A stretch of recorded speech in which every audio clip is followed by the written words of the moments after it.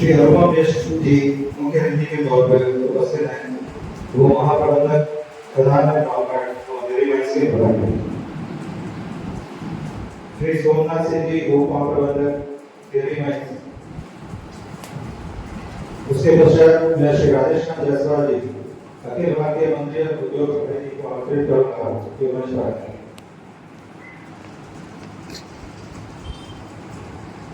आज के कार्यक्रम की अध्यक्षता कर रहे प्रधान मधुसूदन डेयरी माइंस के अध्यक्ष श्री गौरव वर्मा जी से निवेदन करूंगा कि मंच पर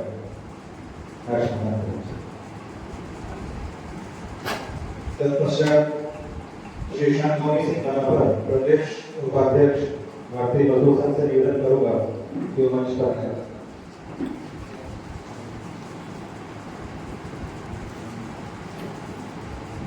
उसके पश्चात आदरणीय श्री एस तिवारी जी पूर्व अध्यक्ष भारतीय मजदूर संघ एवं पूर्व अध्यक्ष श्रम कल्याण मंडल से निवेदन करूंगा कि मंच पर आसीन।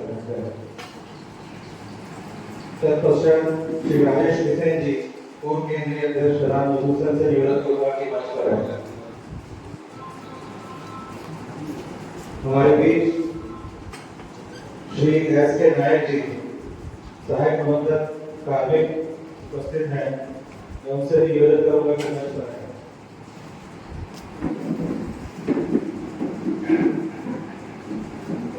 आदरणीय श्री प्रमोद सिंह जी प्रधान मजदूर संघ के अध्यक्ष और पूर्व सचिव से निवेदन करूंगा कि मंच पर उपस्थित हों।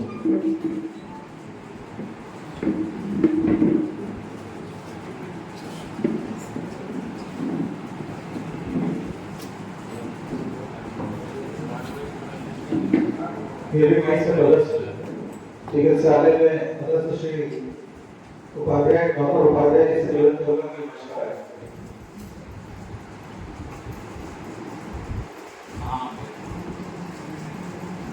कार्यक्रम प्रारंभ करने के साथ हम दीप प्रज्वलन एवं माल्यार्पण का कार्यक्रम करेंगे। तो समस्त अतिथियों से निवेदन करूंगा कि वो दीप प्रज्वलन करने के लिए भारत माता और विश्वकर्मा भवन के तस्वीर के पास आए।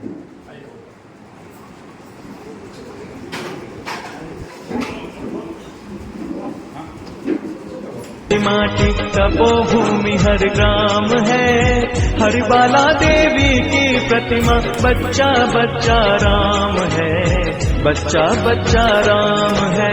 चंदन है इस देश की माटी तपोभूमि हर ग्राम है, हर बाला देवी की प्रतिमा बच्चा बच्चा राम है, बच्चा बच्चा राम है, बच्चा बच्चा राम है, बच्चा बच्चा राम है।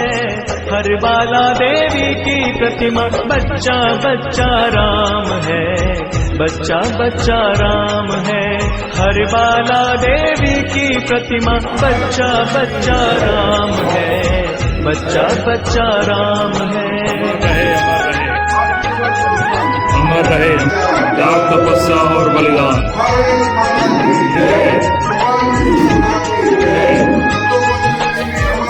अमर रहे अमर रहे।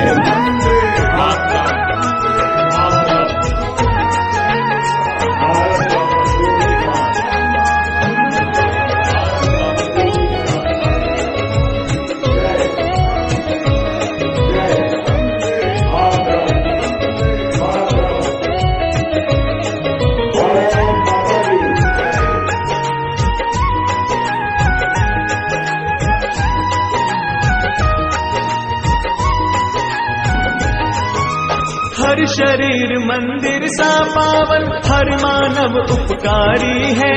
जहाँ सिंह बन गए खिलौने, गाय जहाँ माँ प्यारी है।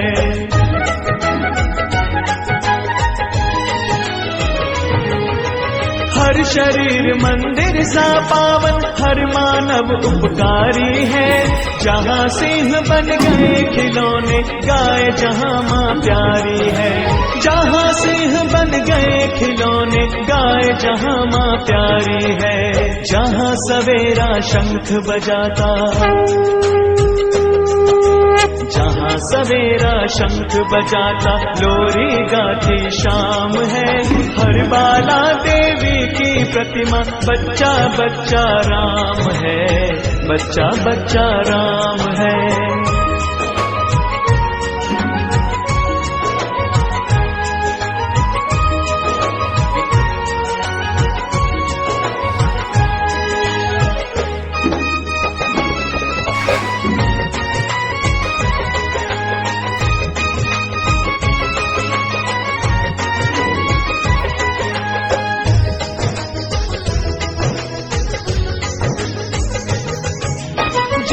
कर्म से भाग्य बदलता श्रम निष्ठा कल्याणी है।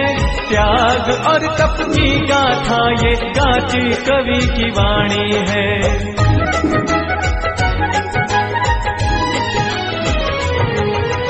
जहाँ कर्म से भाग्य बदलता श्रम निष्ठा कल्याणी है। त्याग और तप की गाथा ये गाती कवि की वाणी है। मुख्य अतिथि महोदय और अतिथियों के स्वागत प्रारंभ की जाती है। सर्वप्रथम हमारे मुख्य अतिथि श्री अनुपम मिश्र जी महाप्रबंधक खदान बाबूघाट के स्वागत के लिए श्री पवन खदान मजदूर संघ से निवेदन करूंगा कि मुख्य अतिथि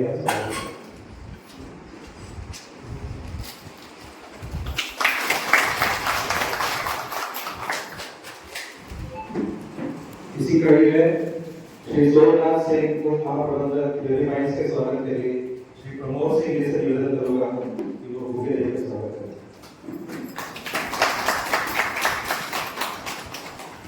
आदरणीय राजेश चंद्र जायसवाल जी अखिल भारतीय मंत्री और उद्योग प्रभारी के स्वागत के लिए फैसला कर रहा है।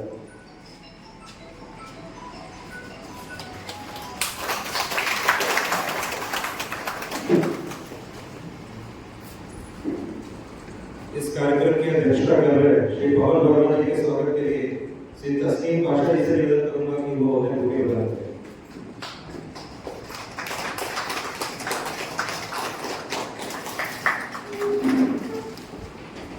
हमारे अति वरिष्ठ श्री एस.एन. तिवारी जी के स्वागत के लिए श्री अजय नामदेव जी से निवेदन करूंगा कि वो अपने बुके बना करें।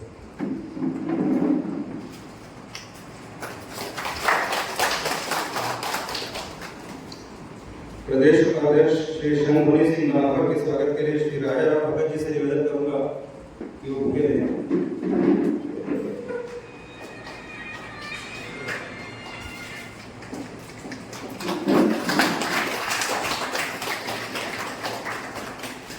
श्री राजेश हुसैन जी पूर्व केंद्रीय अध्यक्ष प्रधान मजदूर संघ के स्वागत के लिए श्री प्रत्युष त्रिवेदी सचिव प्रधान मजदूर संघ से निवेदन करूंगा कि आए और बुके दें।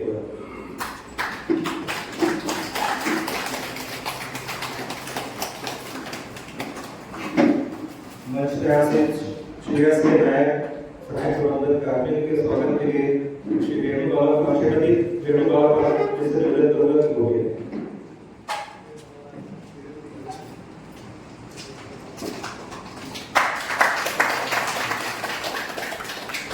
डॉक्टर उपाध्याय जी के स्वागत के लिए श्री वसंत कुमार जी से निवेदन करूंगा कि बने।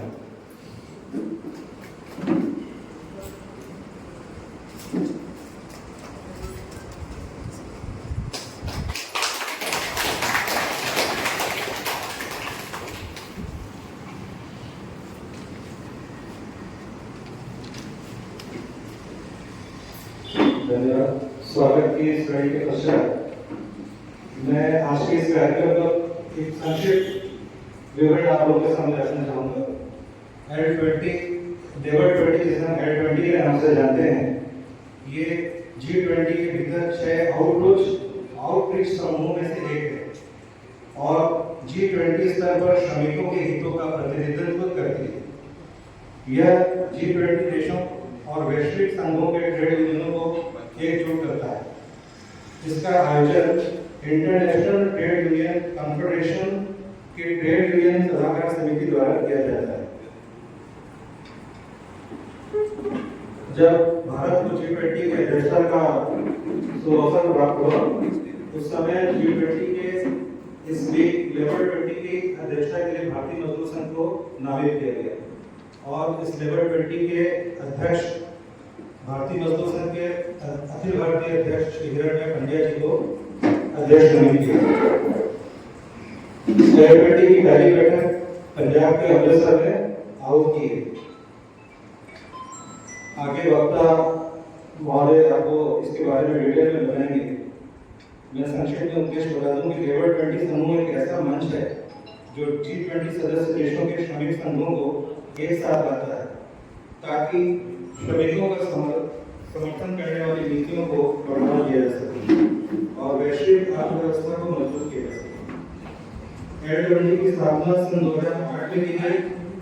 यह श्रमिक संगठनों के लिए रोजगार, सामाजिक सुरक्षा और आर्थिक विकास से संबंधित कई मुद्दों पर G20 नेताओं के साथ जुड़ने का एक महत्वपूर्ण मंच बन गया।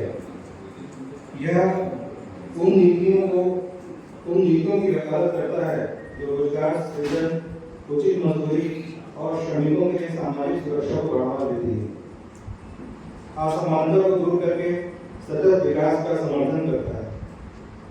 वर्तमान में G20 के श्रमिकों के लिए शिक्षा और प्रशिक्षण में निवेश की आवश्यकता पर जोर दिया गया है।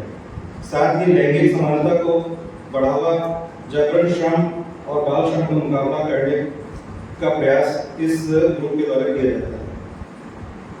G20 का प्रमुख उद्देश्य वैश्विक नीति निर्माण में श्रमिकों की आवाज और चिंताओं को ध्यान में रखा जाए और ऐसी नीतियां विकसित की जाए जो स्थायी और समावेशी आर्थिक विकास को बढ़ावा दे।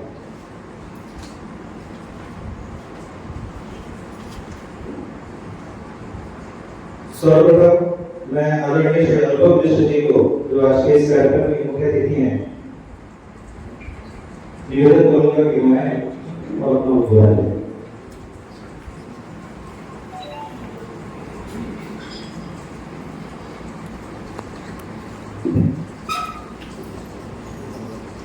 BMS के पदाधिकारी लोग जो पधारे हैं, उनका स्वागत है। मेरे साथी माइंस के कर्मी, आप सबका इस कॉन्क्लेव में मीटिंग में स्वागत है। जैसा कि सहगल जी ने भी बताया, ये एक महत्वपूर्ण कड़ी है जो कि बड़े कैंपेन G20 के तहत दिया जा रहा है और इसको हिंदी में करने का प्रायोजन करने का मेरा इनिशिएटिव था जो हमने सपोर्ट किया लोकली का, वो ये था कि कभी भी भिलाई बहुत बड़ी संस्थान है, बहुत बड़ा ऑर्गेनाइजेशन भिलाई में है, हिंदी सबसे छोटी संस्था है और भिलाई सबसे दूर है। कभी भी आपको ये ना लगे कि आप लोग पीछे हैं, किसी मायने में कम है। तो आज इस संगोष्ठी से, इस चीज़ से आप लोग प्रेरित हों। और इसका मैं 2 पॉइंट देख रहा था इसमें काम। जैसे आप लोगों को मालूम है, आज के दिन में बाजार वैश्विक हो गया है, सभी लोग को ट्रेड से आगे बढ़ना है, इंडस्ट्री से आगे बढ़ना है। इंडस्ट्री का मतलब, ट्रेड का मतलब है और जॉब का सृजन और सिक्योरिटी। भिलाई स्टील प्लांट का भी इसमें नहीं रहा पीछे, पक्का है कि आप लोगों ने अपने BMS के पदाधिकारियों को बताया होगा। भिलाई स्टील प्लांट के माइंस में हम न्यूनतम मजदूरी से आगे बढ़ के करते हैं। पहले हम करीब 10-12 साल में EWA स्टार्ट किया जो 88 रुपये प्रतिदिन अटेंडेंस था। इसके अलावा माइंस में जो कर्मी है उनको माइनिंग लॉस के रूप में 100 रुपये देते, यानी 188 रुपये न्यूनतम वेतन के ऊपर भिलाई स्टील प्लांट। इसके अलावा हमने अभी माइंस से अपने कॉन्ट्रैक्टर वर्करों के लिए OPD सुविधा बिलासपुर में शुरुआत की है, जिससे काफ़ी लाभ मिल रहा है। कुछ लोगों को तो इंडोर हॉस्पिटलाइजेशन भी हुआ। तो और एक चीज़ मेरा कहने का है कि हमेशा श्रमिकों से कमी की भावना व्यक्त की जाती है, डिमांड की जाती है, कभी अच्छे सुझाव नहीं होते। तो आज संगोष्ठी के बाद बाकी चीज़ हम ये चाहेंगे कि अच्छे सुझाव जिसका इम्प्लीमेंटेशन क्रियान्वित हो सकता है। खाली डिमांड करना काफ़ी नहीं, एक सुझाव भी आना चाहिए जिससे कि अच्छी स्कीम बन सके और प्रैक्टिकल हो सके। इसी के तहत आप सब लोगों का पुनः स्वागत है। संगोष्ठी में भाग लीजिए और आगे बढ़िए।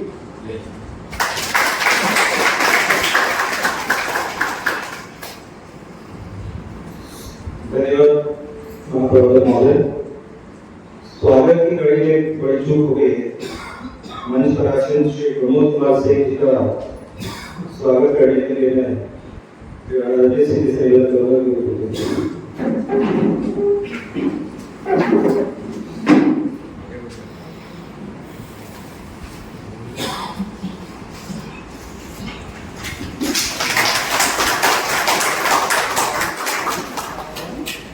हमारे सीटू यूनियन के श्री राकेश अग्रवाल जी उपस्थित हैं। मैं उनके स्वागत के लिए श्री पंकज जी से निवेदन करूंगा कि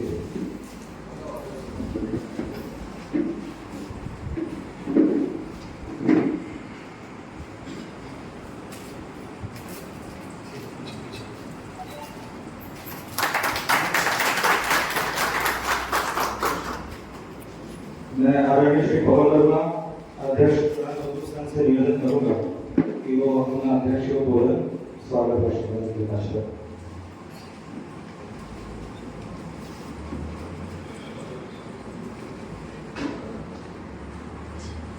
धन्यवाद।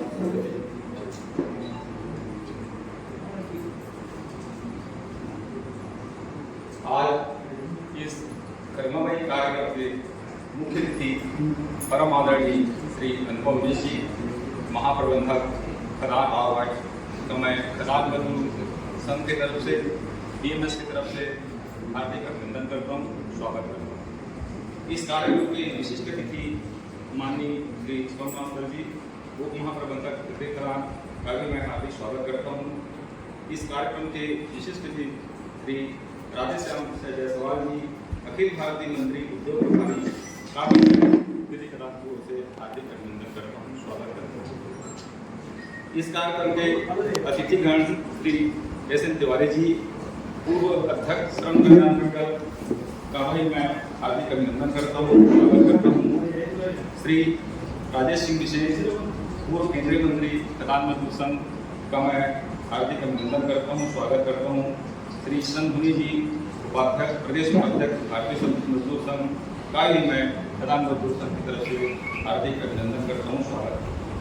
इसी कड़ी में मैं श्री नायक सर, सहायक प्रबंधक Kazi, Shri SN Pandey, Shri Upadhyay sir, doctor Vidhikhadan, Shri Pramod Singh ji, संरक्षक विधिखदान का भी मैं खदान मजदूर संघ की ओर से हार्दिक अभिनंदन करता हूँ, स्वागत करता हूँ। यहाँ पर उपस्थित हमारे अन्य यूनियन के पदाधिकारीगण, हमारे साथियोंगण और हमारे महिला प्रतिनिधिगण का भी मैं हार्दिक अभिनंदन करता हूँ, स्वागत करता हूँ। यह अत्यंत गर्व का विषय है कि G20 जो 20 देशों का जो शिखर सम्मेलन है, जिसका GDP का 60%, विश्व का 60% और जनसंख्या का 70% कवर करता है 20 देशों में, उसका प्रतिनिधित्व आज भारत सरकार के नेतृत्व में हो रहा है। उनकी अध्यक्षता में यह कार्यक्रम हो रहा है।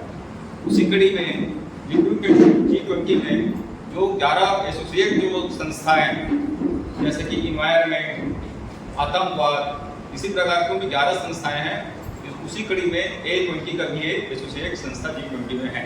इसका प्रतिनिधित्व भारतीय मजदूर संघ को भारत सरकार के द्वारा दिया गया है इसका कार्यक्रम कराने के लिए। इस कार्यक्रम का आयोजन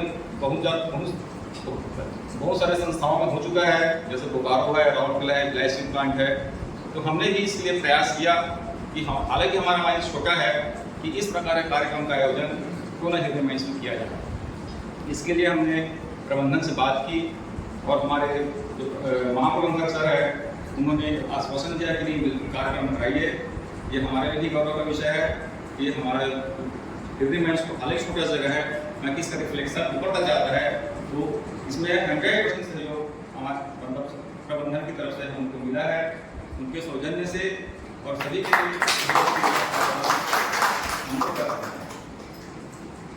मतलब A20 के बारे में अधिक तो नहीं बोलूँगा, क्योंकि हमारे वक्तागण हैं यहाँ पे बताने के लिए आप लोगों को कॉन्क्लेव है। इसका सिर्फ 2 मुख्य उद्देश्य है A20 का कि लेबर से संबंधित जितनी भी समस्याएं हैं, ये सिर्फ भारत के लिए नहीं, उसको एक सार्वभौमिक करना है। मतलब सभी की समस्याओं को विश्व से जोड़ के देखना है। इस समस्या का समाधान एक बराबर हो, सभी का जो समाधान है एक साथ। भारत में कुछ अलग है या अमेरिका में कुछ अलग है या फ्रांस में कुछ अलग, ऐसा नहीं। जितने भी सदस्य देश हैं इसमें सभी के लेबर जो समस्या है वो एक होना चाहिए, चाहे आप पेमेंट के लिए हो या सुरक्षा के लिए हो। ये सभी को ध्यान में रखते हुए ये लेबर 20 का मतलब ये कार्यक्रम आयोजित किया गया है। मतलब सभी की जन भागीदारी से ही ये कार्यक्रम हो रहा है और आगे के लिए भी हमारे वक्तागण हैं। इसके बाद धन्यवाद, जय हिंद।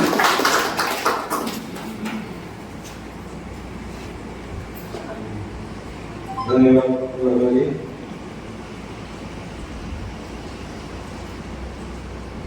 उद्बोधन की इस कड़ी में मैं श्री सोमनाथ सिंह जी, उप महाप्रबंधक मेंस को निवेदन करूंगा कि वह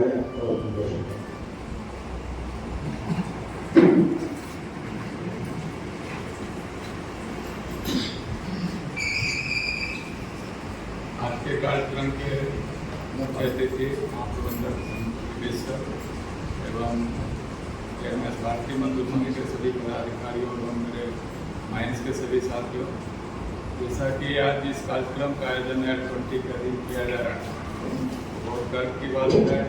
इसका आयोजन मेरी माइंस में किया जा रहा है और इसके लिए प्रधानमंत्री को बहुत बहुत बधाई। और यह कार्यक्रम मुख्यतः जो है लेबर ओरिएंटेड जो भी समस्याएं रहती है उनका वैश्विक स्तर पर इसका चर्चा किया जाना है और इसी के लिए इस कार्यक्रम का आयोजन देश के विभिन्न भागों में किया जा रहा है, ताकि जो जन समस्याएं हैं और जन भागीदारी जो सरकार के कार्यक्रम में जन भागीदारी निभाना है उसका एक मापदंड तैयार किया जाए। इसी के तहत हम आप सबको जो मैनेजमेंट के साथ जैसे यहाँ मिल करके आप कंधे से कंधा मिला करके चल रहे हैं, उसी तरह देश के विकास में भी आप अपना महत्वपूर्ण भागीदारी इसी तरह निभाते रहें। धन्यवाद।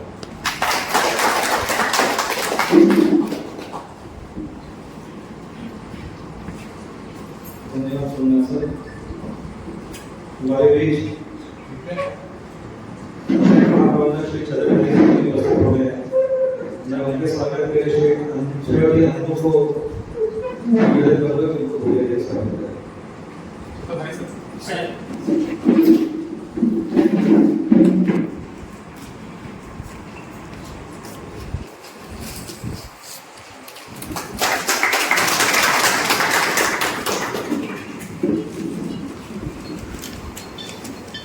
तो बोधन की श्रृंखला में आदरणीय श्री एस.एन. तिवारी जी, पूर्व अध्यक्ष भारतीय मजदूर संघ एवं पूर्व अध्यक्ष कल्याण मंडल से निवेदन करूंगा कि वहां प्रार्थना हो।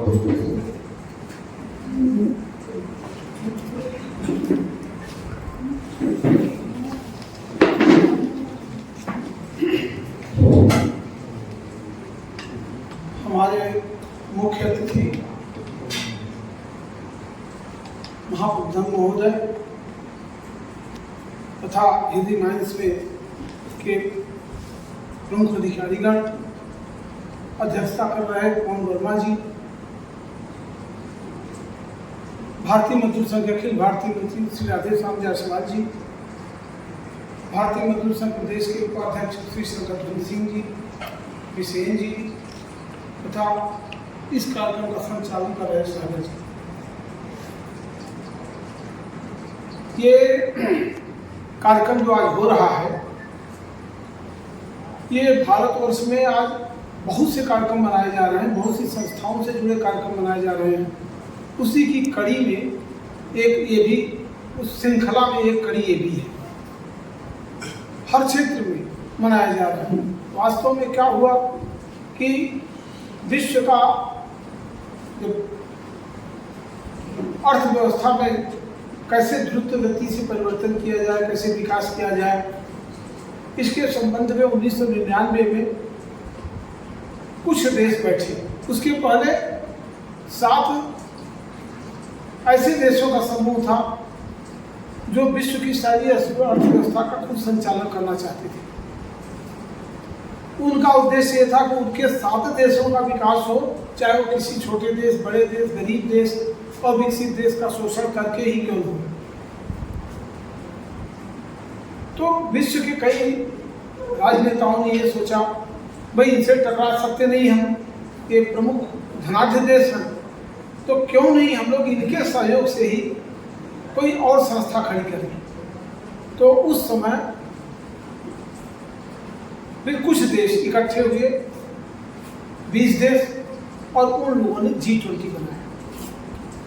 और जैसे जैसे विकास हुआ इस कार्य मतलब इस संस्था का, तो इन लोगों ने 9 देशों को और आमंत्रित किया और आमंत्रित सदस्य के रूप में उनको रखा।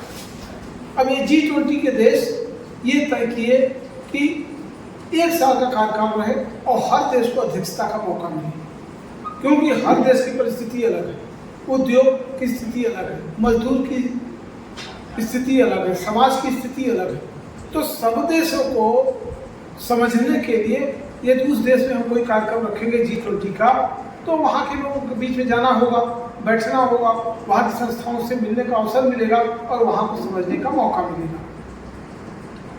तो इस तरह से जो चला, तो फिर कुछ दिनों के बाद इन लोगों को ये लगा कि भाई G20 है, तो इसलिए हर क्षेत्र में विकास के लिए तो इस 20 देशों के जो प्रमुख संगठन है, जैसे उद्योग का विकास हो तो उद्योगपतियों का संगठन होगा, उद्योग संघ होंगे। उसी तरह शिक्षा का विकास हो तो शिक्षा शैक्षणिक संस्थाएं होंगी। उसी तरह जो है समाज में अन्य कई क्षेत्र हैं, उनका विकास करने के लिए उस क्षेत्र के लोगों को आमंत्रित किया जाए। उसी कड़ी में ये G20 के 20 देशों ने लेबर 20 का भी एक संगठन खड़ा किया। ये संगठन G20 का ही एक भाग है और भारतवर्ष को जो आज अध्यक्षता मिली है, ये बहुत बड़ी बात नहीं है, क्योंकि सारे देशों को कौन से मिलता है। बड़ी बात यह है कि भारतवर्ष इस G20 की अध्यक्षता करते हुए अपने देश में जागरण कितना ले आता है, दूसरे देशों को अपने देश के बारे में कितना बता पाता है, दूसरे देशों को अपने उद्योग के बारे में, अपनी शिक्षा व्यवस्था में, सामाजिक संस्थाओं के बारे में, देश की आर्थिक स्थिति के बारे में, इन तमाम मामले में बहुत सी बातें हैं। कैसे उनको अवगत कराए और उनका सहयोग ले और अपना सहयोग उन देशों में कैसे ले जाए। तो मजदूर क्षेत्र में भी ये कहा गया कि मजदूर क्षेत्र में भी काम किया जाए। अब मजदूर क्षेत्र जो है विश्व में हर देशों की अपनी अलग भौगोलिक परिस्थिति है, भारत की अलग भौगोलिक परिस्थिति है। अब जो रसिया के मजदूरों की जो स्थिति होगी, जो उनकी ज़रूरत होगी, वो भारत के मजदूरों को नहीं हो सकती। चाइना की जो मजदूर स्थिति होगी वो भारत में, क्योंकि भारत एक लोकतांत्रिक देश है। रसिया, चाइना ये सब जो है कुल मिला के तानाशाही देश है। पश्चिम के देश उद्योगपति देश है, उनकी अपनी ज़रूरतें हैं। तो धीरे धीरे जो है ये कहा गया कि भारतवर्ष में भी विभिन्न संगठनों में जो है, जैसे शिक्षा विभाग में, श्रम विभाग में, इन सब का अध्ययन किया जाए। उद्योग विभाग में कि उद्योग कैसे बढ़ाया जाए, उद्योगपतियों को कैसे संरक्षण में, बाहरी उद्योगपति कैसे हैं। उसी तरह श्रमिक क्षेत्र में ये तय किया गया कि इसका भी सम्मेलन हर जगह किया जाए और लेबर 20 का अधिवेशन, बैठक, सम्मेलन, ये तमाम चीज़ें पूरे देश में की जाए। और उसमें चूँकि अध्यक्षता L20 की अध्यक्षता भारतीय मजदूर संघ का होगा, तो ये भारतीय मजदूर संघ की जिम्मे दिया गया कि इंटक, एटक, HMS, इन तमाम संस्थाओं को, इसके साथ ही साथ कई ऐसी ट्रेड यूनियनें हैं जो किसी भी यूनियन से, सेंट्रल यूनियन से नहीं जुड़ी हुई हैं, तो उनको भी बुलाया जाए, उसके भी अध्ययन किया जाए। और हम जैसे यहाँ बैठे हैं, तो हम यहाँ पर मजदूरों की क्या समस्या है, क्या ज़रूरत है, छोटे स्तर पर अध्ययन करें, फिर बड़े स्तर पर जाएगा। अब अध्ययन करने में ये देखा गया कि मजदूर एक ही तरह के नहीं होते। तो हमारे दत्तोपंत शिंगड़ी जी जो भारतीय मजदूर संघ की स्थापना किए, वो तो कहते थे कि संगठित मजदूर और असंगठित मजदूर दोनों की चिंता आप लोग कर रहे हैं, लेकिन एक तीसरा भी जो है जिसको कहते थे विश्वकर्मा सेक्टर, अब एक मोची है, वो भी तो मजदूर है। अब वो अपने जूते का पालिश करता है, लोगों की मतलब अपनी छोटी दुकान रखा है, लोगों के जूतों को पालिश करता है। दर्जी है, वो कपड़े सिलता है, मजदूरी तो भी कर रहा है, लेकिन वो किसी के अंतर्गत काम नहीं कर रहा है। तो सबकी समस्याओं पर विचार करते हुए ये कहा गया कि संगठित मजदूर, तो संगठित मजदूरों की लड़ाई लड़ना सरल है। हेनरी माइंस के जो कर्मचारी संघ हैं, उनको इकट्ठा करके उनकी लड़ाई लड़ना सरल है, क्योंकि पढ़े लिखे लोग भी हैं, समझदार लोग भी हैं, अपनी समस्या समझते हैं। लेकिन आप खेतिहर मजदूर की समस्या समझने के लिए क्या करोगे? विभिन्न क्षेत्रों में, गाँव में इधर उधर खेतिहर मजदूर फैले हुए हैं। पहले सबसे बड़ी समस्या उनको संगठित करना, संगठित भी कर लिए तो उनकी समस्या समझना, उनकी समस्या समझ लिए तो फिर उनको उचित मजदूरी मिले। आप किससे लड़ोगे? तो सरकार को किस तरह से एक्टिवेट किया जाए इस क्षेत्र में, तो संगठित मजदूर, असंगठित मजदूर, इनकी अलग समस्याएं हैं, उन सब समस्याओं को का समाधान कैसे ढूंढा जाए। इसलिए आज जब हम लोग यहाँ बैठे हुए हैं, तो हम लोग इसलिए बैठे हैं कि हम जिस स्तर पर हैं यहाँ, उस स्तर पर मजदूरों की समस्याओं के बारे में समझें, L20 का उद्देश्य क्या है उसके बारे में समझें। और L20 चूँकि अध्यक्षता भारत को मिली है, तो भारतवर्ष के जो ट्रेड यूनियन हैं वो लोग सब मिल करके, केवल भारतवर्ष की नहीं, क्योंकि यहाँ G20 तो पूरे 20 देश फैला है, न उसके आमंत्रित सदस्य हैं, तो उन देशों में भी रहने वाले मजदूरों की समस्याओं के बारे में विचार किया जाए। इसलिए दिल्ली स्तर पर, बांग्लादेश स्तर पर, सारे विश्व के जो G20 देश हैं उनके L20 के लोग आते हैं, बैठते हैं, सम्मेलन करते हैं, चर्चा करते हैं। लेकिन हम लोग यहाँ से चर्चा करके, हम यहाँ से बैठक करके हम लोग जो निष्कर्ष निकालेंगे, ये हमारे जो यहाँ ट्रेड यूनियन के प्रतिनिधि बैठे हैं वो ऊपर तक ले चाहिए। तो मेरा उद्देश्य केवल इतना ही है, यहाँ मैं आया तो बताऊँ कि L20 का उद्देश्य क्या है। संगठित मजदूरों के बारे में समझा जाए, असंगठित मजदूरों के बारे में समझा जाए, महिला श्रमिकों के बारे में समझाया जाए, पुरुष श्रमिकों के बारे में समझाया जाए। पुरुष श्रमिकों को उतनी परेशानी नहीं होती जितना महिला श्रमिकों को परेशानी होती है।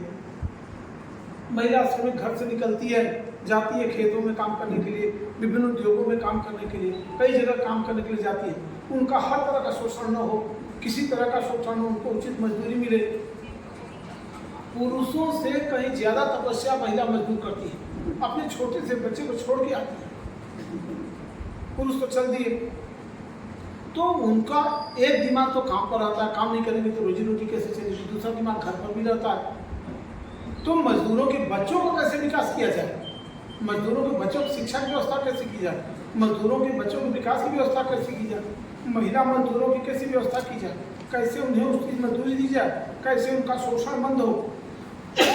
तो इस तरह L20 का उद्देश्य संगठित, असंगठित तथा अन्य क्षेत्रों में काम करने वाले मजदूरों के बारे में चिंतन करना, मनन करना, अध्ययन करना और कैसे उनका विकास किया जाए और कैसे उनके विकास में हम अपने राष्ट्रीय स्तर पर तथा अंतर्राष्ट्रीय स्तर पर एक सहयोग की भावना कायम करते हुए उनके विकास के बारे में सोचा जाए। यही उद्देश्य है। मैं इतना ही समय लूँगा। मेरी ये जो आज का कार्यक्रम है, मेरे यहाँ के आयोजनकर्ताओं के लिए मेरी शुभकामना है कि वे इस कार्यक्रम का जो जिस उद्देश्य से लेकर ये कार्यक्रम कर रहे हैं उसमें जरूर सफल होंगे। मैं यहाँ के महाप्रबंधक के लिए जरूर मेरे मन में बड़ा आदर है, उन्होंने इस L20 के कार्यक्रम को सफल बनाने के लिए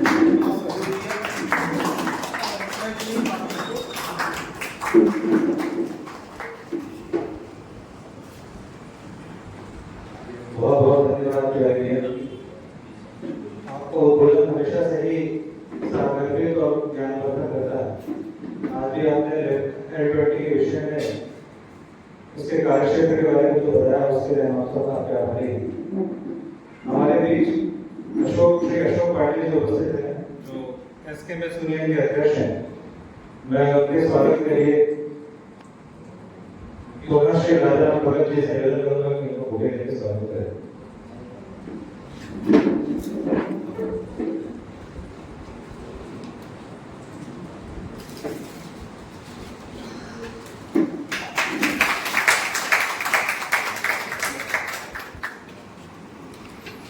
निवेदन करूंगा कि वह अपना L20 के विषय में उद्बोधन करें।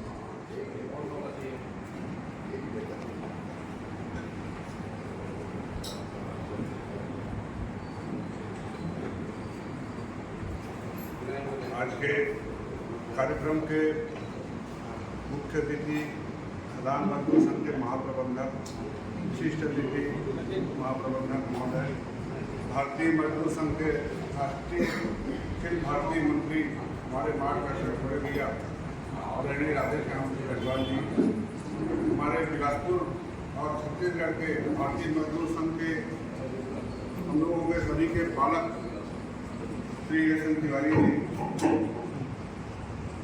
खदान मजदूर संघ के अध्यक्ष भाई पवन वर्मा जी,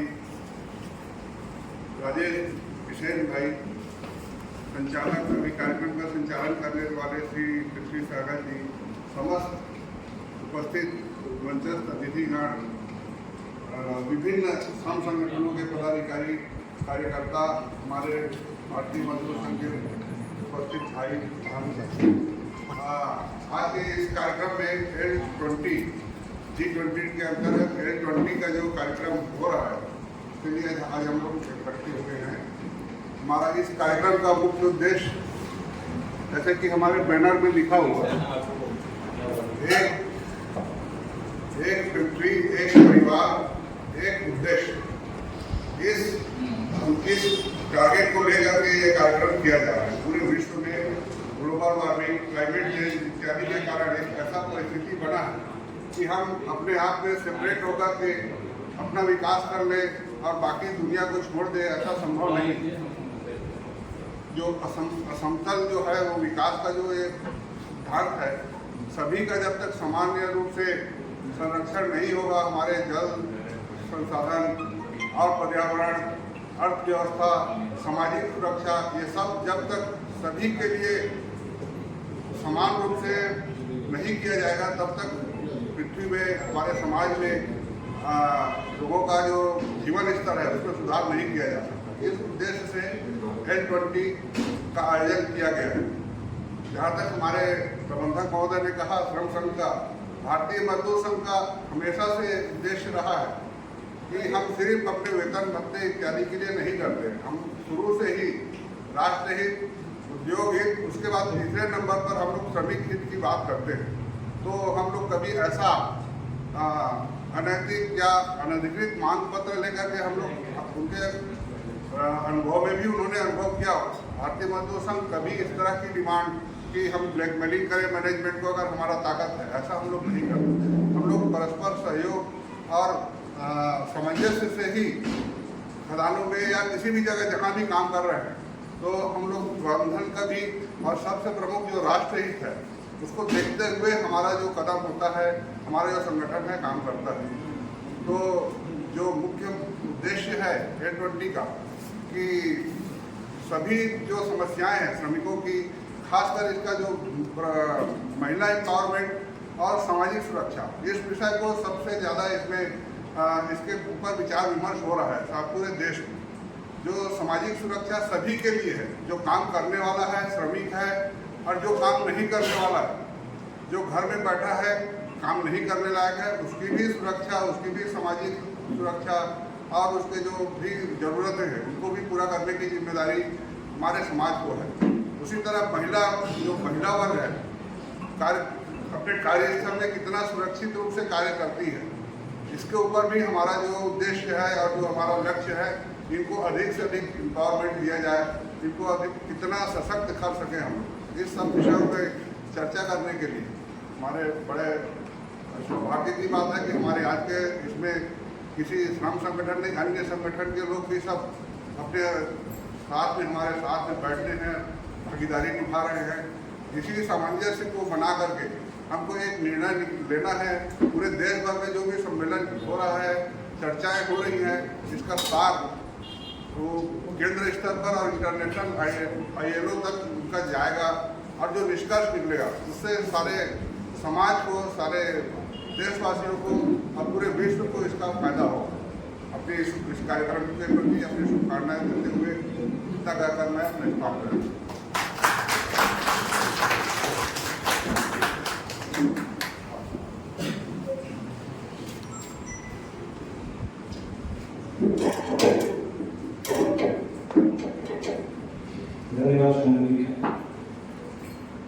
हमारे बीच वेरी स्कूल के प्रिंसिपल श्री चौबे जी बैठे हैं। मैं उनके स्वागत के लिए श्री बसंत जी से निवेदन करूंगा कि उनको बोले स्वागत। चौबे सर से निवेदन है कि आगे आ जाए।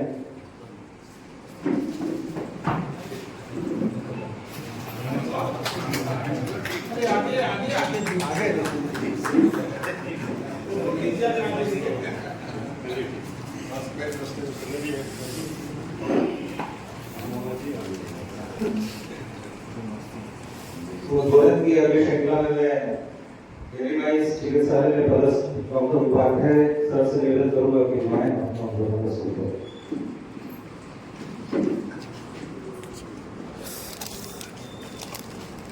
G20 सम्मेलन में उपस्थित सारे साथियों, महाप्रबंधक बिस्तर, उप महाप्रबंधक सोमनाथ कुमार सिंह सर, हमारे BMS, JMS और सीटों के सभी पदाधिकारीगण, G20 जो है ग्रुप 20 एक अंतर्राष्ट्रीय ग्रुप बनाया गया है ताकि विभिन्न देशों की समस्याओं को एकजुट करके हल किया जाए, उसका निवारण किया जाए। उसके अंतर्गत एक सब ग्रुप बनाया गया है L20, लेबर 20। उसके बारे में माननीय बता चुके हैं, क्या ज़्यादा डिटेल तो नहीं है ज़रूरत। उसके लिए हम अब क्या काम कर रहे हैं वो ज़्यादा बताने की ज़रूरत है आप लोग को। तो हमारे पास जो कॉन्ट्रैक्ट लेबर है उनके लिए, जैसे इस साल हमने काम किया है कि उनको मेडिकल सुविधा प्रदान किया है। पहले उनके पास कोई मेडिकल का सुविधा था नहीं, सेल प्रदान करता था नहीं, लेकिन वो काम तो कंधे से कंधा मिला के कर रहे थे हमारे एम्प्लॉई के साथ में। उनकी समस्याओं पर गौर किया गया। सभी यहाँ पर कुछ न कुछ अपनी राय दें, क्योंकि महानुभाव लोग आए हुए हैं, तो आईएलओ तक जाएगा ये बात, और ये एक माध्यम है कि आप लोग की समस्या का कैसे समाधान हो। तो बस इतना करके अपनी वाणी विराम देता हूँ। धन्यवाद यहाँ आने के लिए।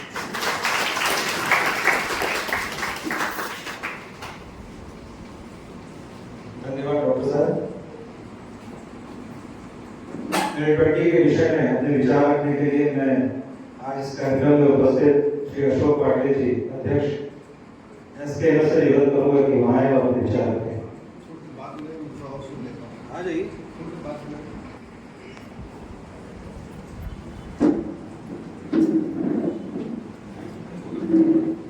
धन्यवाद संगत जी।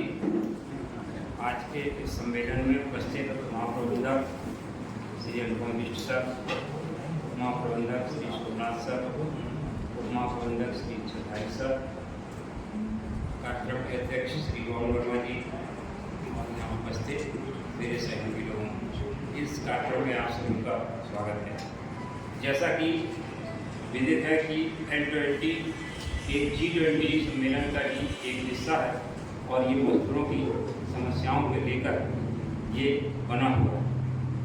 ये बहुत ही अच्छी बात है कि मजदूरों के उत्थान के लिए एक विश्व स्तरीय सम्मेलन हो रहा है और उसमें हेरी माइंड्स का एक बहुत बड़ा योगदान है।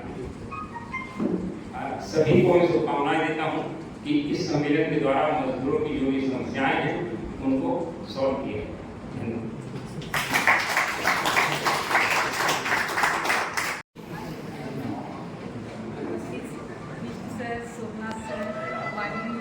अभिवादन करती हूँ और ये जो समय मुझे दिया गया है कि मैं 2 शब्द आप लोगों के सामने रखूँ।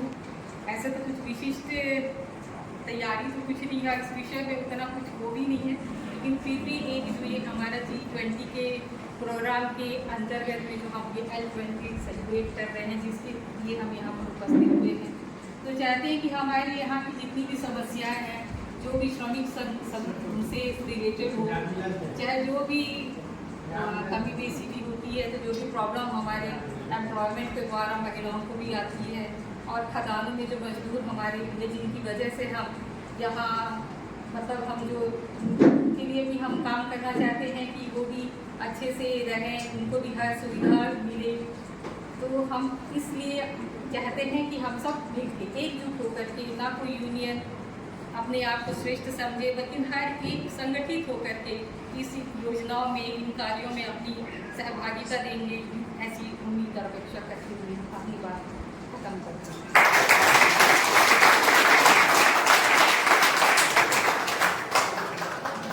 आप माइक पे नहीं आ रही थी, आपने इतना अच्छा बोल दिया।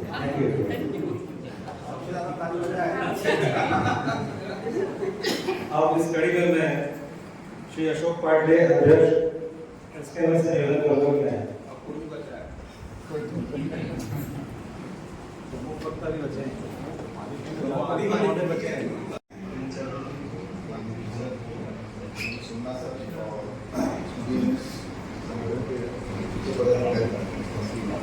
आज इस कार्यक्रम का आयोजन सुदेश को किया गया है। बहुत ज़्यादा जानकारी नहीं, जानकारी में बता पाया। वैश्विक स्तर पर आर्थिक स्थिति सुधर होने के 30 देशों का इसकी अध्यक्षता भारत देश कर रहा है और उसके अध्यक्ष हमारे माननीय प्रधानमंत्री श्री नरेंद्र मोदी जी। इसी के तहत इसमें श्रम एवं रोजगार मंत्रालय की तरफ से मिलाते हुए इसमें L20 लेबर 20 का समावेश किया गया है। पहले इसका उद्देश्य सिर्फ आर्थिक सुदृढ़ता था, लेकिन इसके बाद इसमें जलवायु परिवर्तन, श्रमिक हितों की रक्षा, सामाजिक सुरक्षा, अधिकारों की सुरक्षा, इन सब्जेक्टों को भी इसमें शामिल किया गया है।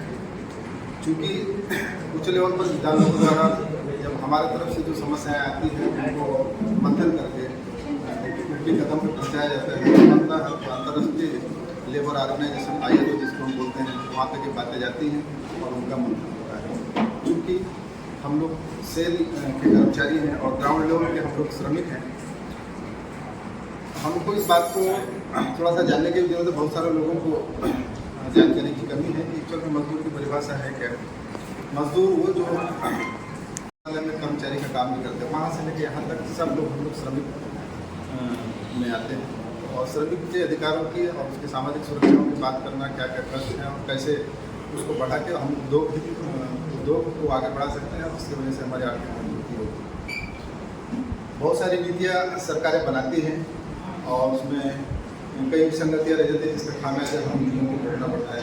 जैसे कि सरकारें बोलती हैं कि प्राइवेटाइजेशन बहुत सारे इंडस्ट्री को करने में इसमें, पर उसका परिप्रेक्ष्य हमको इसमें भी लेना चाहिए कि अभी जो आउटसोर्सिंग जो हमारे यहाँ पर चल रहा है, क्या उन लोग शोषण रहित हैं, क्या वो नियम कानून इतने कारगर हैं कि हम उनको सुरक्षा दे पा रहे हैं। तो पहले जो आउटसोर्सिंग जो कार्यक्रम मतलब चल रहा है उसमें क्या हम उन लोगों को सही में मिनिमम वेजेस दिला पाते हैं कि उनकी सामाजिक सुरक्षा के बारे में हम बात कर सकते हैं कि तो हालांकि लगातार प्रबंधन कुछ तो करता है लेकिन कुछ लेखुनाएँ रह जाते हैं। और अभी भी हम जहाँ काम करते हैं वहाँ पे लोग इस बात से शोषित हैं। तो आज इस कार्यक्रम की सफलता उस बात से भी निर्भर होगी कि हम ग्राउंड लेवल पर भी जाके उन लोगों के बारे में सोचते जो आप लोगों को भी पता है। और जैसे आप जिला स्तर पर देखेंगे या देखेंगे बहुत सारे फेसबुक, व्हाट्सएप और पेपर न्यूज में भी जो संबंध में जो समस्याएँ आ रही है कि उनका जो है पूंजीपतियों को ज़्यादा जो शोषण होता है, कहीं ना कहीं उस नीतियों में कहीं ना कुछ ऐसा लेखन रहे हैं जिसकी वजह से वो शोषण हो रहा है। इसके ऊपर भी यहाँ आकर्षण कराना हमारा प्राइवेटाइजेशन हो, लेकिन पहले से आउटसोर्सिंग वो भी प्राइवेटाइजेशन है। तो पहले ये चीज़ ठीक हो जाए, उसके बाद हम उसके बारे पढ़ें, कुछ चीज़ें करें। यही मेरा कहना था और आप सभी को धन्यवाद।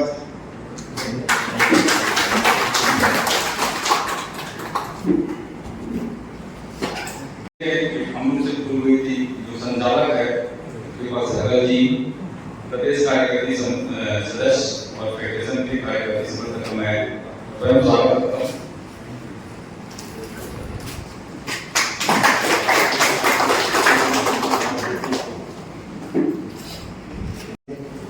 बुधन की स्टडी अगली मीटिंग में रिवाइज स्कूल के प्राचार्य श्री चौबे जी से निवेदन करूंगा कि आए और अपना विचार रखें।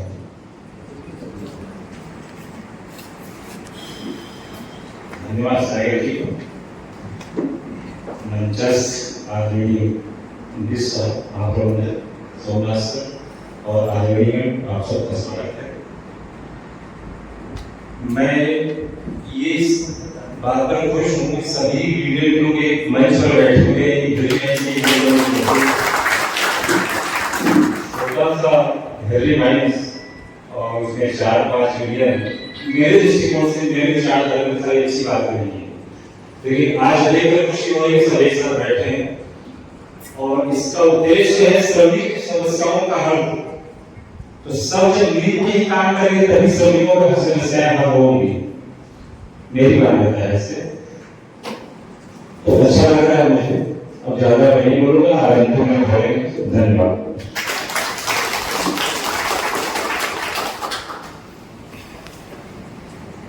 धन्यवाद चौबे सर। हम सबको इसका इंतजार था।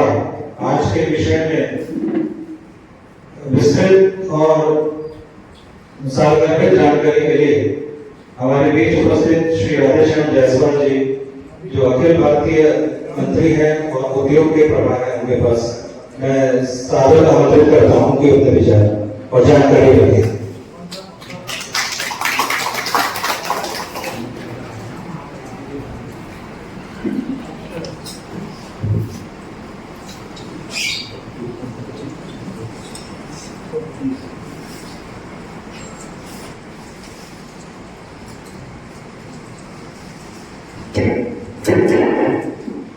भारत माता की जय, भारत माता की जय, वंदे मातरम, वंदे मातरम। आज के इस कार्यक्रम की अध्यक्षता कर रहे आदरणीय कुमार गौरव जी और हमारे इस कार्यक्रम के मुख्य अतिथि महाप्रबंधक आदरणीय अनुभव डिस्ट्रिक्ट सोमनाथ कुमार सिंह जी, उपमहाप्रबंधक और प्रबंधन के हमारे सभी अधिकारी गण, हमारे इंडियन के भारतीय हिंदू संघ के प्रदेश उपाध्यक्ष संदर सिंह जी, हमारे मार्गदर्शक श्री नरेंद्र तिवारी जी, हमारे पूर्व पदाधिकारी किशन जी, हमारे साथी संगठन के पदाधिकारी बंधु, हमारे महिला साथी भारतीय हिंदू संघ के मनीष सती जी और सभी हमारे कर्मचारी।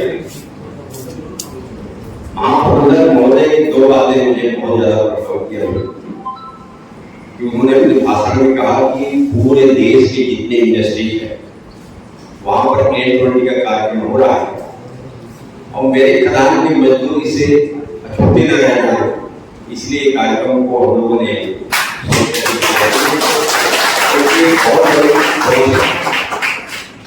दूसरा अभी हम एक स्वागत कर रहे थे अग्रवाल जी का, तो मैंने कहा कि उनको सामने लाएंगे, तो साहब ने कहा कि हमारा जो खदान मजदूर है ये फॉर्मेलिटी में ज्यादा ध्यान नहीं देते, काम में ध्यान देते। ये दो बातें और मुझे ध्यान में आया कि सोच जो है कि जब N20 G20 का एक कार्यक्रम जब होना था, तो G20 का जब कार्यक्रम होना था, ये भारत को जब नवंबर 2022 में इसकी अध्यक्षता मिली माननीय प्रधानमंत्री जी को, तो प्रधानमंत्री जी ने यही सोचा कि ये G20 N20 जो दूसरे देशों में अध्यक्षता होता है और वहां पर कोशिश करते हैं अपना खाए पिए चले गए, उसका कोई समझ में किसी को आता नहीं, तो बोले इसको हम कैसे जन भागीदारी के तहत जो है इसको G20 को N20 को करें, ऐसा उनका सोच था। तो मेरे को ध्यान में आया कि महाप्रबंधक जी भी किसी भी कर्मचारी को इस योजना से देना रह जाए, तो वो ध्यान में मेरे को आया कि प्रधानमंत्री जी को जब जिम्मेदारी मिली थी तो उन्होंने भी बात अपने मंत्रिमंडल से ना कह करके नीति आयोग को उन्होंने कहा कि नीति आयोग को जिम्मेदारी उन्होंने दिया कि ये G20 कार्यक्रम को कैसे हम ठीक से कर सकते, तो उसके लिए उन्होंने एक मुखिया बनाया। उस मुखिया का नाम था G20 का शेरपा बोलते हैं। शेरपा आप लोग जानते होंगे, शेरपा जो होता है नेपाल का शब्द है। शेरपा का मतलब होता है वहां पर पहाड़ी वाला देश हो, तो नीचे से पहाड़ से लेकर तो ऊपर तक जो गाइड करता है वह गाइड को बोलते हैं शेरपा। तो प्रधानमंत्री जी ने उसको नाम दिया शेरपा, और इस जो G20 का जो शेरपा होगा वो कौन होगा, तो अमिताभ कांत जी एक नीति आयोग के उपाध्यक्ष थे, उनको उन्होंने शेरपा लिख दिए और उनके मार्गदर्शन को उन्होंने कहा कि इसको सिर्फ गोष्ठी करके हमको समाप्त नहीं करना, साल भर का जो कार्यक्रम है ये आम जनता तक कैसे जाए, इसको लेकर उन्होंने कार्यक्रम बनाया। और मैं आपको बताऊंगा साथियों, इसके बाद इसके पहले देखिए हमारे बैनर में एक शब्द लिखा है आजादी का अमृत महोत्सव। आजादी का अमृत महोत्सव इंडिया और उसके बारे में जानकारी है तो उसके बारे में भी आप समझ लीजिए कि आजादी का अमृत महोत्सव प्रारंभ हुआ है 12 मार्च 2021। प्रधानमंत्री जी ने कहा कि 75 सप्ताह ये कार्यक्रम को हम चलाएंगे। 75 सप्ताह इसलिए कि इस आजादी को भी 75 साल पूरा हो जाए। तो इस 75 सप्ताह में क्या करना है, इस 75 सप्ताह में भी उन्होंने कहा कि इस भारत की जो गौरवमयी इतिहास है उसको आम जनता तक ले जाए। तो उस आजादी का जो गौरवपूर्ण इतिहास रहा क्या रहा है, ये आपको पता होगा कि जब भारत स्वतंत्र हुआ उसके बाद से लेकर के कैसे विभिन्न स्तरों पर आज उन्नति करते हुए आज दुनिया की जो इकोनॉमी है उसमें 5वां स्थान $5 ट्रिलियन के साथ में भारत जो है 5वें स्थान में जा चुका है। आजादी के अमृत महोत्सव में उन्होंने कहा कि इस देश को हम विकसित राष्ट्र के रूप में देखना चाहते हैं। कैसे देखेंगे, तो उन्होंने कहा कि 1947 में देश स्वतंत्र हुआ, 2047 में 100 साल पूरे होने जा रहे हैं। तो जब 2047 में 100 साल जब पूरा होगा तो यह देश जो भारत है ये विकसित राष्ट्र के रूप में समावेश कर जाएगा। ये नरेंद्र मोदी जी की सपना थी और उसी योजना के अंतर्गत ये देश आगे बढ़ रहा है। साथियों, जब $5 ट्रिलियन की बात आई तो आपको मैं बताना चाहूंगा कि जब 2014 में नरेंद्र मोदी, मैं उनकी तारीफ नहीं कर रहा हूँ, जस्ट भारत की जो अर्थव्यवस्था की बात में कर रहा हूँ। हम उनकी आलोचना पे भी जाएंगे कि कैसे जो है मजदूरों के साथ जब ठीक होगा विकसित रास्ते में जाएगा, उसकी भी चर्चा हम करेंगे। हम अभी ये जानना चाह रहे हैं कि जब 2014 के पहले आपके बीच में ये बात आती थी कि दूसरे जो प्रधानमंत्री होते थे क्या बोलते थे कि हम 100 रुपया भेजते हैं और 85 रुपया जो है रास्ते में गायब हो जाता है, 15 रुपया वहां तक पहुंचता है, ये बोलते थे ना। नरेंद्र मोदी जी सबसे पहले लोगों से बातचीत किया कि कैसे 100 रुपया जब हम भेजे तो 100 रुपया लोगों तक जाए। उन्होंने क्या किया, 2015 से लेकर के 2017 तक 55 करोड़ खाता, बैंक खाता लोगों का खुला इस देश। ये आपको पता है, वो नाम था जन धन योजना के अंतर्गत 55 करोड़ खाता, और उस 55 करोड़ खाते के अंतर्गत में जब एक खाता खुला, हम लोग की मांग, सारी बैंक की मांग थी कि मजदूरों का जो पेमेंट हो वो बैंक के माध्यम से हम मांग करते थे, और धीरे धीरे बैंक खाता खुला। पहले केस में हमको मिलता था, और केस में आपके जो मनरेगा में काम करने वाले, किसानों के साथ में काम करने वाले, और भी जितने भी काम करते थे, उनको जो बीच में बिचौलिया जब पैसा खाया था, वो 100 रुपये में, वो उस समय राजीव गांधी जी सही बोल जाते थे कि भैया 100 रुपया में भेजता हूँ, 85 रुपया गायब हो जाता है, 15 रुपये मिलता है, उसके सॉल्यूशन क्या हो। तो उसका हल जो है 2014 में 55 करोड़ खाता 2015 से लेकर 2017 तक खुला, और उस बीच में पूरे दुनिया में जितने खाते खुले उसका 50% खाता भारत में खुला। और उसका क्या लाभ हुआ कि उसके बाद से 800 ऐसे मन है भारत सरकार के, जो 800 बेनिफिशियरी सीधे लोगों के खाते में डाले जाए, चाहे मजदूर हो, किसान हो, मनरेगा में काम करने वाला हो, चाहे किसी भी प्रकार का पेंशन का पाने वाला हो, विधवा पेंशन पाने वाला हो, रियासती पेंशन पाने वाला हो, ये सारे लोगों को क्या हुआ, डायरेक्ट पेमेंट। अब डायरेक्ट पेमेंट कैसे, डिजिटल पेमेंट, डिजिटल पेमेंट को बढ़ावा देना, माने डायरेक्ट पेमेंट जब आप देंगे तो इसमें बीच का बिचौलिया खत्म होगा। मैं देखिए आपको मैं अपना परिचय भी बताना चाहूँगा कि मैं राष्ट्रीय श्रमिक शिक्षा विकास बोर्ड का चेयरमैन हूँ, EPFO का मेंबर भी हूँ। हम लोगों ने EPFO में क्या किया है कि आप लोग चूंकि EPFO के दायरे में शायद आते होंगे, मुझे ध्यान में नहीं है, EPFO में हम लोग क्या किया है कि जितने भी EPFO के जितने भी ट्रांजेक्शन है वो सारे ऑनलाइन आपकी जानकारी होना चाहिए। मृत्यु दावा को छोड़ करके सारे जितने भी ट्रांजेक्शन है वो ऑनलाइन हो चुके हैं। और EPFO के बारे में अगर किसी भी प्रकार की दिक्कत है तो ये दिक्कत क्यों आई है कि अभी डायरेक्ट जब हम पेमेंट शुरू किए हैं कि जैसे आपको बीच में लोन लेना पड़ता है, तो बीच में पहले क्या होता था, हमको किसी बिचौलिया को पकड़ना पड़ता था, दलाल को पकड़ना पड़ता था, भैया फिर तो लोन लेना है, वो कुछ पैसे खा जाता था। हमको फाइनल पेमेंट लेना है तो हमको बिचौलिया को पकड़ना पड़ता था, वो भी पैसा खा जाता था। हम लोगों ने क्या किया, उसका एक उसका वहाँ पर बना हुआ है, ऐप में जाएंगे, आवेदन देंगे, आपको पैसा आपके खाते में जाएगा। लेकिन अचानक से जब हम ऑनलाइन किए तो बहुत सारे EPFO में जो के दायरे में आने वाले कर्मचारी हैं उनके भुगतान में थोड़ी दिक्कत जा रही है। क्यों जा रही है? KYC का प्रॉब्लम आ रहा है। आपके यहाँ भी आया होगा। अगर मेरा एक इस बात को मैंने इसलिए रखा कि महाप्रबंधक के लिए यहाँ पर है, अगर इस प्रकार की कोई दिक्कत होगी तो हम यहाँ पर शिविर लगवा सकते हैं। लगता भी होगा, मुझे याद नहीं है, अगर नहीं लगता होगा, अगर ऐसे कोई प्रॉब्लम होंगे कर्मचारियों का तो हम इसका शिविर भी यहाँ पर महीने में 2 बार 3 बार जब भी आप बोलेंगे इस तरह से प्रॉब्लम होगा तो हम उसका शिविर भी यहाँ पर लगवा सकते हैं। ये मैं जानकारी आपको दे रहा हूँ। तो साथियों, मैं आपको बताना चाहूंगा कि 1991 के पहले नरसिंह राव जी की सरकार थी, मंदी का दौर चल रहा था पूरी दुनिया में, और मंदी से उबरने के लिए भारत सरकार ने जो सोचा कि नरसिंह राव जी ने क्या किया कि उदारवादी अर्थव्यवस्था बनाया। उदारवादी अर्थव्यवस्था क्यों लाना पड़ा? क्योंकि 1991 के पहले इस देश में इंस्पेक्टर राज था, जिसको लाइसेंसिंग राज बोलते हैं।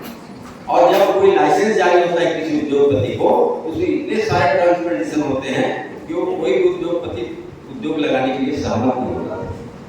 तो उद्योग लगाने के लिए जब सहमत नहीं होता था, क्यों नहीं होता था? क्योंकि लाइसेंस में लिखा रहा था कि आपको भैया इतने टन ही उत्पादन करना है, मैंने इसे ज्यादा भी नहीं कर सकते, इसे कम भी नहीं कर सकते। इतना मजदूर रखना है, इसे कम भी नहीं रख सकते, ज्यादा भी नहीं रख सकते, इसको इतना ऐसा करना है। इतने सारे सिस्टम लगा दिए थे तो उद्योग लगाने में उद्योगपति कहता था। तो जब नरसिंह राव जी की सरकार थी तो उन्होंने कुछ रिफॉर्म किया, कुछ कानून में संशोधन किया।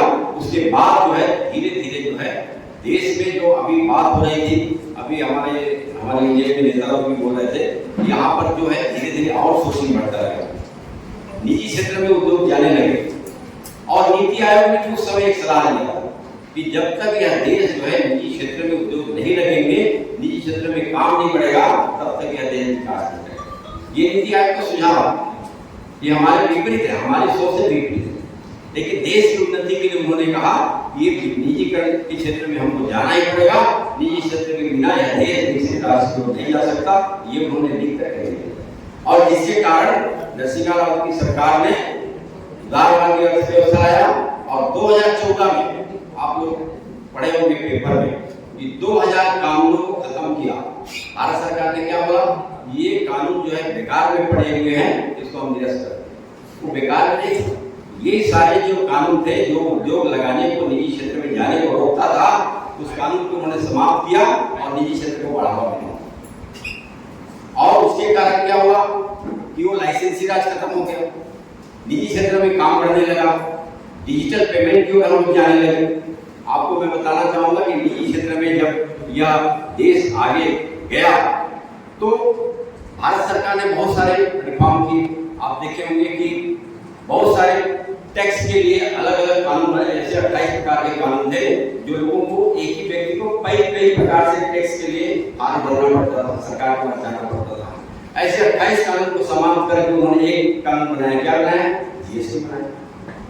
और डिजिटल पेमेंट के लिए इन्होंने ऐसे 29 जो कंपनियां हैं उसको भारत सरकार ने अधिकृत किया है। उस 29 कंपनी में क्या है, आपका फोन पे है, गूगल पे है, बहुत सारे ऐसे कंपनियों को इन्होंने अधिकृत किया भारत सरकार ने, जिसके माध्यम से डिजिटल पेमेंट को बढ़ावा भारत सरकार ने दिया। मैं आपको बताना चाहूंगा साथियों कि यह देश कैसे उन्नति कर, ये आपके सामने में आप देखेंगे कि जब भारत सरकार ने आत्मनिर्भर भारत का एक योजना चलाया, ये क्यों योजना चलाया, आपको याद होगा कि कोविड हमारे देश में आया, कोविड-19, और कोविड-19 जब आया तो पूरे देश में कर्फ्यू लगा। और कर्फ्यू लगा तो जो छोटे छोटे लघु उद्योग चलाने वाले, अभी जो हमारे तिवारी जी बोल रहे थे कि हमारे में काम करने वाला, ये जो नाई का काम करने वाला, छोटे छोटे खोमचे में काम करने वाला, जो ठेले में काम करने वाला, ऐसे लोगों की दुकान बंद हो गए, रिक्शा चलाने वाला, ऑटो चलाने वाला, ऐसे दुकान बंद हो गए।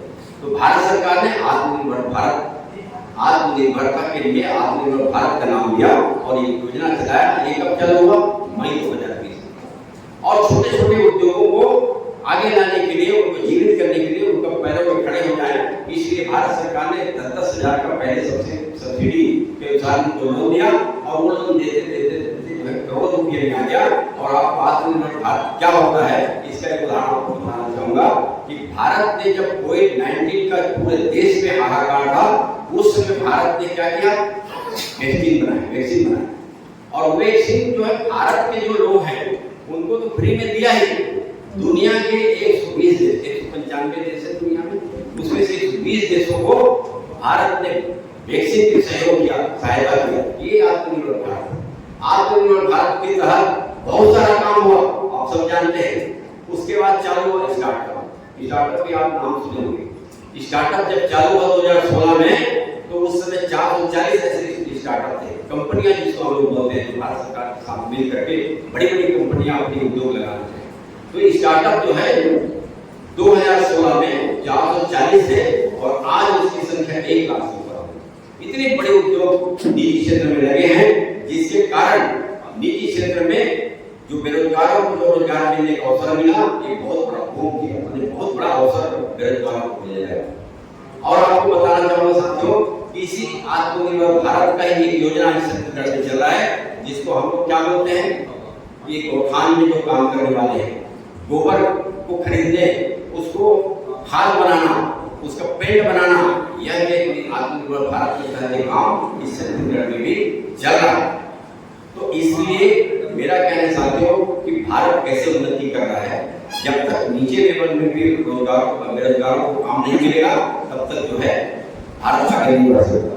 मैं आपको छोटा सा उदाहरण दूंगा कि इस स्टार्टअप और आत्मनिर्भर के तहत अभी आप देखेंगे छोटे छोटे खोमचे में जो ठेला लगाते हैं, फेरी वाले होते हैं, ये लोग बड़े बड़े दुकान में ले जाते हैं माल खरीदने के लिए।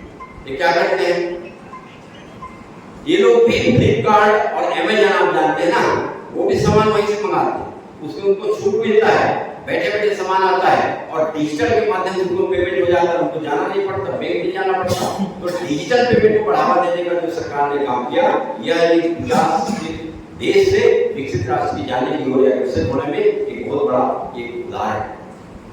साथियों, मैं आपको बताना चाहूंगा कि भारतीय मजदूर संघ ने सरकार को अपना एक सुझाव दिया है कि ये L20 जो कार्यक्रम है, इसके तहत सोशल सिक्योरिटी फॉर माने सोशल सिक्योरिटी सबका होना चाहिए और वुमेन्स माने महिलाओं का जो सम्मान है वो इस तरह इस देश में समाज में बढ़ना चाहिए।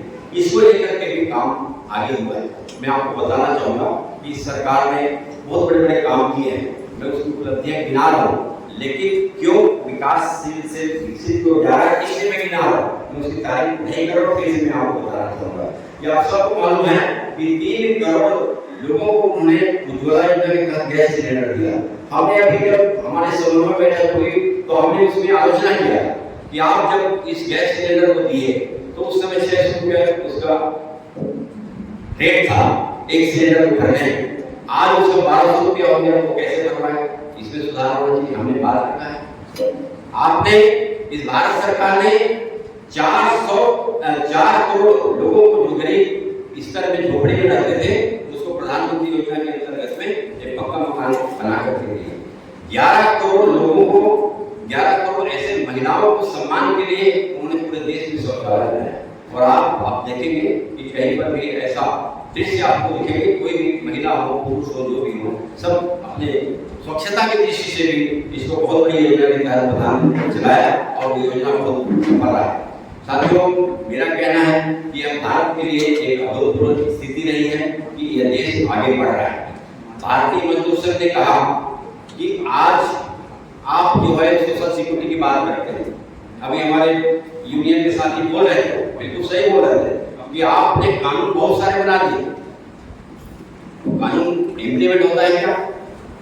आज न्यूनतम मजदूरी हमारी सरकार ने तय किया है, लेकिन वो न्यूनतम मजदूरी मिलता है क्या? मैं यहाँ की बात नहीं करूँ, मैं पूरे प्रदेश की और देश की बात कर रहा हूँ कि कानून बहुत सारे हैं, लेकिन वो इम्प्लीमेंट होता है क्या? नहीं हो पाता है। उसको कैसे इम्प्लीमेंट करना? आज आपको मैं बताना चाहूंगा कि अगर आज एक मजदूर जो है अपनी हक की बात कर दे, ठेकेदार से बोल दे कि नहीं भैया मेरे को न्यूनतम मजदूरी आज छत्तीसगढ़ सरकार में 393 रुपया है जो झाड़ू पोछा करता है, और वो अपना मांग दे कि मेरे को 393 मिलना होगा, उसको हटा दे, तो सोशल सिक्योरिटी है क्या? नहीं है।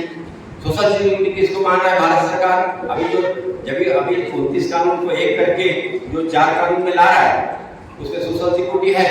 सोशल सिक्योरिटी में कुछ को हमने स्वागत भी किया है कि लागू होना चाहिए। उन्होंने 5 साल में जो ग्रेजुएटी मिलता था हम 1 साल में दिलाएंगे। अभी जब 1 साल तक तय हो जाएगा तो ठेकेदार क्या करेगा कि 11 महीने में उसको हटा देगा कि मेरे ग्रेजुएटी ना लेना पड़े। उसके लिए सोशल सिक्योरिटी क्या है? जॉब सिक्योरिटी क्या है? जब तक आप जॉब को सिक्योरिटी नहीं देंगे, उसकी सुरक्षा नहीं करेंगे, तब तक वो अपनी हक की बात नहीं कर सकता। आज 11 महीने में हटा देगा तो उसको ग्रेजुएटी कैसे मिलेगा? ये बात हम लोगों ने रखा है। हमने कहा कि आप उनको अगर वास्तव में सोशल सिक्योरिटी देना है तो उनको भी पेंशन मिलना चाहिए। आज पेंशन कितना मिलता है? 1000 रुपया। हमने क्या बोला है कि जो उसका अंतिम वेतन होगा उसका 50% पेंशन दीजिए, तब उसका जीवन स्तर ऊंचा हो सकता है। मैं आपको बताना चाहूंगा साथियों कि हमने प्रधानमंत्री से मांग किया है कि आप कहते हो कि यह देश 2047 में विकसित राष्ट्र के रूप में चला जाएगा, समय हो जाएगा। हमने कहा कि जब तक मजदूरों का जीवन स्तर ऊपर नहीं होगा तो आपका देश विकसित नहीं हो सकता, फिर विकसित राष्ट्र के रूप में समावेश नहीं हो सकता। आप बताइए न्यूनतम मजदूरी में क्या हो सकता है?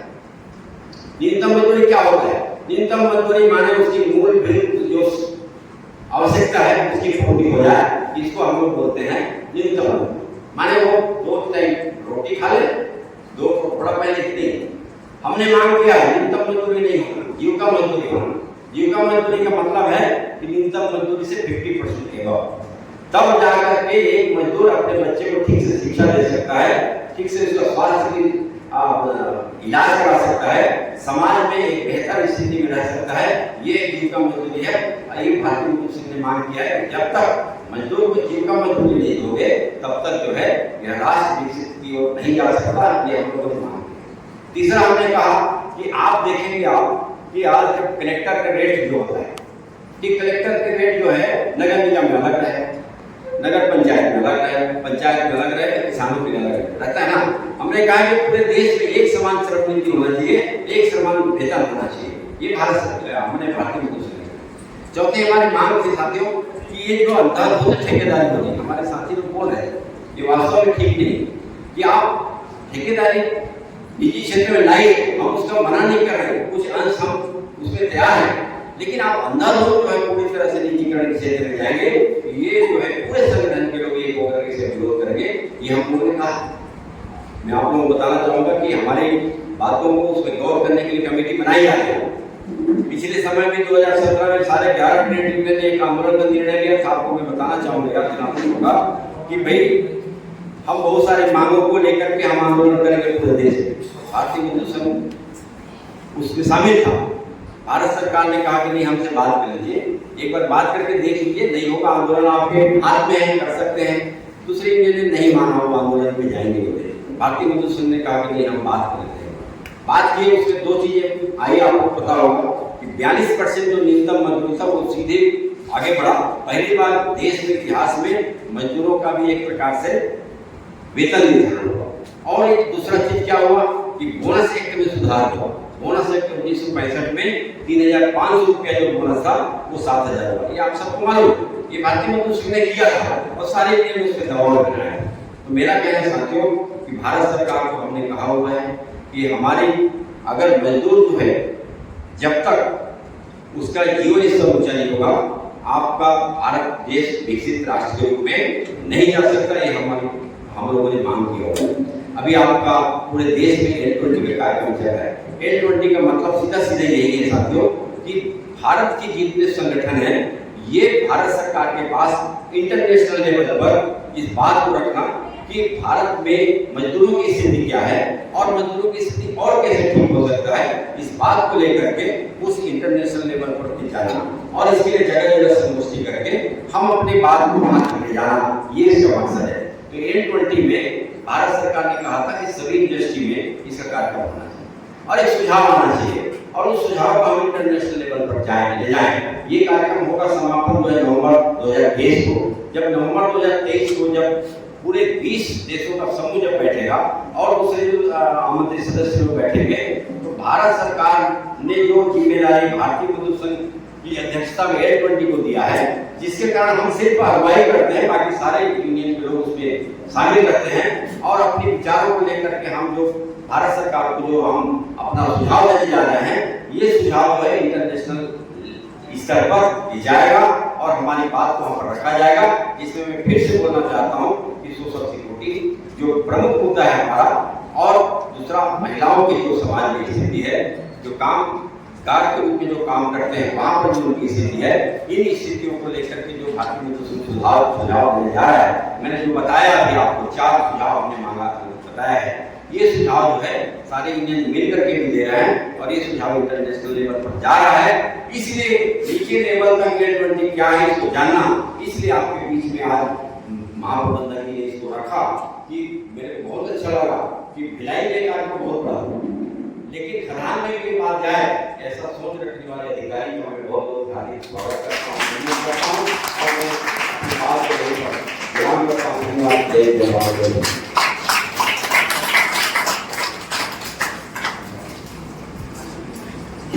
आदरणीय श्री राजेश जसपाल जी का मैं दिल से धन्यवाद देता हूँ कि उन्होंने आज के इस जन सहभागिता कार्यक्रम जो लेबर और ट्रेनिंग के विषय में बहुत ही विस्तृत जानकारी हम सबको दिया है। अब इस कार्यक्रम के अंत में मैं राम मजदूर संघ के संगठन मंत्री श्री रामाजी सिंह से निवेदन करूंगा कि वो आए और कंक्लूड करें। आप प्रश्न करते हुए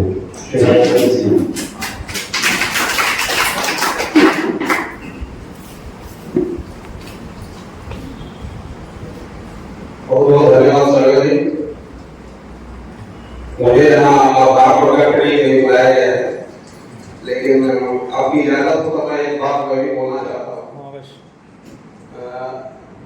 तिवारी साहब ने बहुत अच्छी बात कही कि G20 तो सभी लोग बहुत सारे देशों ने किया है और करते ही जाते हैं लोग, है ना, लेकिन आप अपनी बात को इतनी मजबूती से लोगों को बता पाते हैं, आप अपने बारे में कितना समझा पाते हैं, ये सबसे बड़ा मुद्दा है। तो सर G20 और N20 की बातें तो बहुत सारी हो ही गई, तो सर हम जिस जगह पे हैं, जिस प्लांट से बिलोंग करते हैं, मैं चाहूंगा कि उसकी भी एक अच्छी बात जो सब लोग जानते हैं, मैं बिल्कुल चूंकि आप लोग भी दूसरे जगह से आकर बताना चाहता हूँ।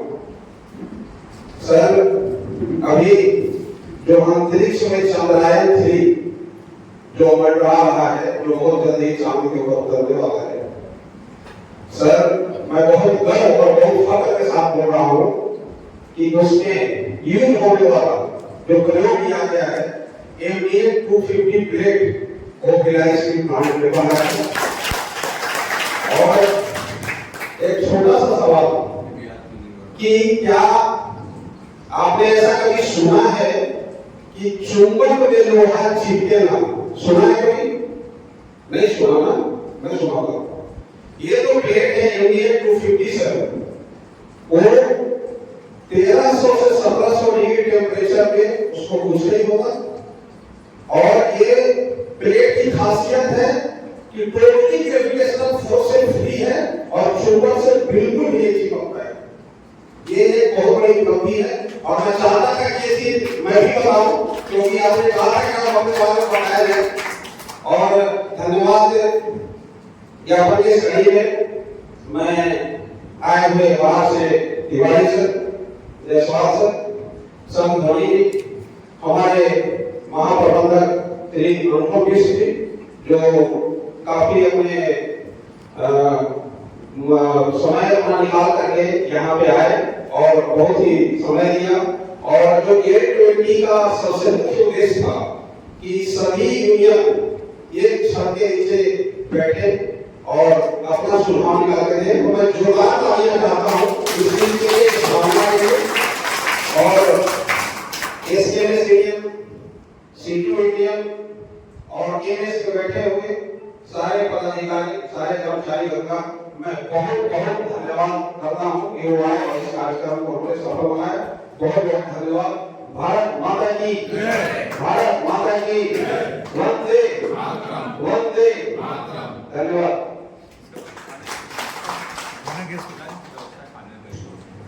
जहाँ अभी एक लंच की व्यवस्था गेस्ट हाउस में रखी गई है, तो मैं सभी से आग्रह करूंगा कि यहाँ के कार्यक्रम के पास वहाँ उपस्थित हों और आप आएंगे तो बहुत अच्छा लगेगा। बहुत बहुत धन्यवाद।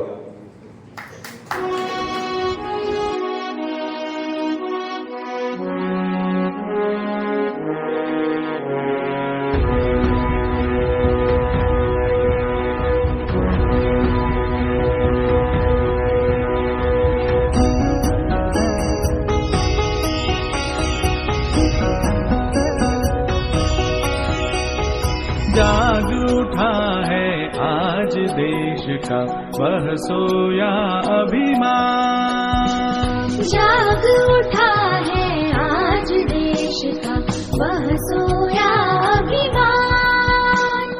प्राची की चंचल किरणों पर आया स्वर्ण विहार, आया स्वर्ण विहार। जाग उठा है आज देश का वह सोया अभिमान।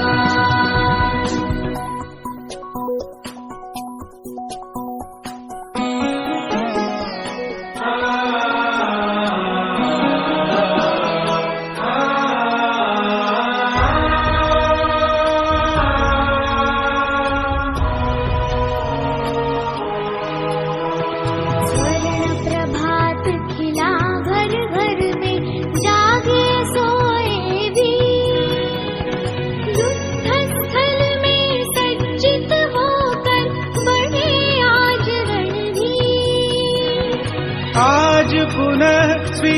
पार किया है असुरों का आभार, असुरों का आभार।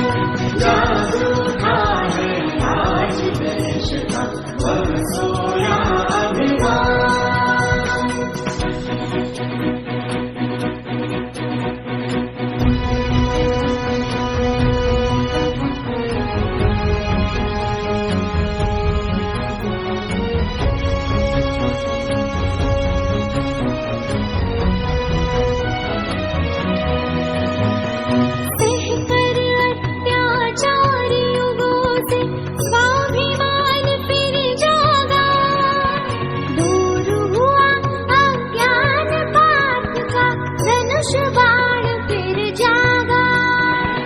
पांचजन्य ने आज सुनाया संस्कृति को जयगान, संस्कृति को जयगान।